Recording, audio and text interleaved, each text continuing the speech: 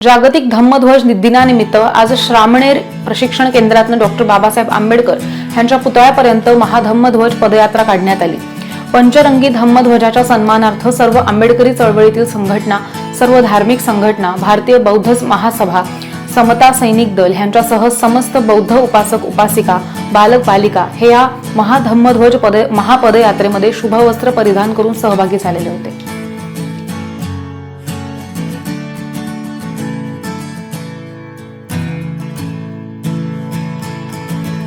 अनुषंगाने नांदेड जिल्ह्यामध्ये गत वर्षापासून भिक्खू संघ समस्त आंबेडकरी समाजाच्या वतीनं महाधम्मध्वज महापदयात्रेचं आयोजन करण्यात येत असतं। गेल्या वर्षी 20-25,000 उपासक उपासिका सहभागी होते। याही वर्षी हजारो उपासक उपासिका या महाधम्मध्वज रॅलीमध्ये सहभागी झाले।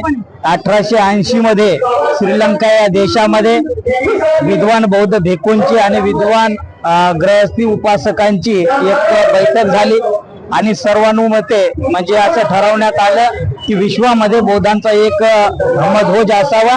त्या अनुषंगाने पंचरंगी धम्मध्वजाची निर्मिती झालेली आहे। जो पंचरंगी धम्मध्वज हा निळा जो रंग आहे तो सर्व विश्वाला व्यापणारा आहे। आकाशाचा निळा रंग आहे, सर्व आकाशा निळसर सर्व जगाला व्यापणारा आहे।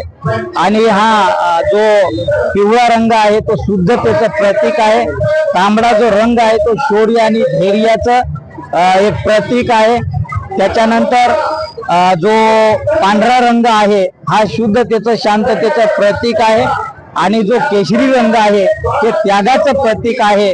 त्यामुळे हा पंचरंगी धम्मध्वज म्हणजे भगवान बुद्धाच्या विचारातून, भगवान बुद्धांच्या शरीरातून निघणाऱ्या आभांमधून हा तयार झालेला हा पंचरंगी धम्मध्वज आहे। त्याच्यामुळं आपण या पंचरंगी धम्मध्वजाचा सन्मान केला पाहिजे आणि ज्याप्रमाणे भारतामध्ये तिरंगा ध्वज आपण आपल्या घरावर 26 जानेवारी असेल, 15 ऑगस्ट असेल म्हणजे आपण तिरंगा ध्वजाचा सन्मान करत असतो, त्याचप्रमाणे बौद्धांनी सुद्धा दरवर्षी 8 जानेवारी रोजी आपल्या घरावर पंचरंगी धम्मध्वज लावून त्याचा सन्मान केला पाहिजे।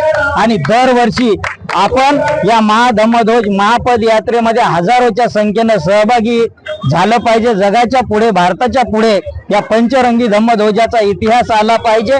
बौद्ध धम्माचा प्रचार आणि प्रसार झाला पाहिजे। या तथागत भगवान बुद्धाने या जगाला शांतता शिकवलेली आहे, मैत्रीची भावना शिकवलेली आहे, करुणा शिकवलेली आहे, शील सदाचाराची भावना शिकवलेली आहे। त्यामुळे शील सदाचाराची जी भावना आहे ती जगभर पसरली पाहिजे, मैत्री भावना जगभर पसरली पाहिजे।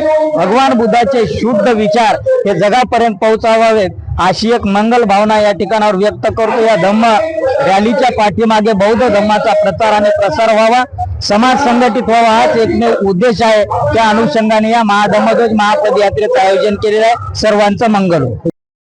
आज जागतिक पंचशील धम्मध्वज दिन महाराष्ट्रातच नव्हे तर समस्त भारतामध्ये पहिल्यांदा मागच्या वर्षीपासून आदरणीय भंते पय्याबुद्ध यांच्या मार्गदर्शनाखाली धम्म पदयात्रा, धम्म पंचशील ध्वज पदयात्रा खुरगाव या श्रामणेर केंद्रापासून निघून डॉक्टर बाबासाहेब आंबेडकरांच्या पुतळ्याजवळ येऊन विसर्जित होत असते।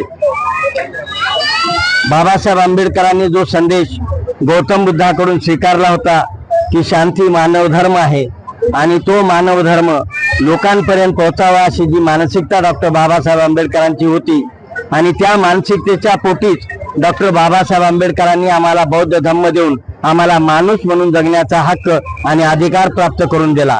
आणि त्याच्यासाठीच म्हणून आम्ही सर्वजण बौद्ध धम्माचे पूर्णत्वानं अनुयायी व्हावं, त्याच उद्देशानं श्रीलंकेमध्ये ज्या पद्धतीने एक आपला ध्वज असला पाहिजे म्हणून पंचशील ध्वजाची निर्मिती 145 वर्षापूर्वी झाली आणि तेव्हापासून पंचशिलेचे 5 रंग वेगवेगळ्या पद्धतीचे दाखवण्यात आले। मग त्याच्यामध्ये शांती असेल, त्याच्यात करुणा असेल, त्याच्यात त्याग असेल, त्यात आपली निर्मळ भूमिका असेल, या सगळ्या माध्यमातून पंचशील ध्वज हा बौद्ध धर्मीयांना अतिशय प्रेरणा देणारा आणि मानाचा, सन्मानाचा तो पंचशील ध्वज आहे। तो सर्वांनी अंगीकारावा आणि माझी समस्त बौद्ध धर्मीयांना नम्रतेचं आव्हान आहे की पुढच्या वर्षीपासून 8 जानेवारीला प्रत्येकानं आपल्या घरी पंचशील धम्मध्वजाचं ध्वजारोहण करून पंचशील ध्वजाचा सन्मान वाढवावा, बौद्ध धम्माचा सन्मान वाढवावा आणि डॉक्टर बाबासाहेब आंबेडकरांना अभिप्रेत असलेला बौद्ध धम्म त्यांच्या मार्गाने नेण्याचा आपण प्रयत्न करावा.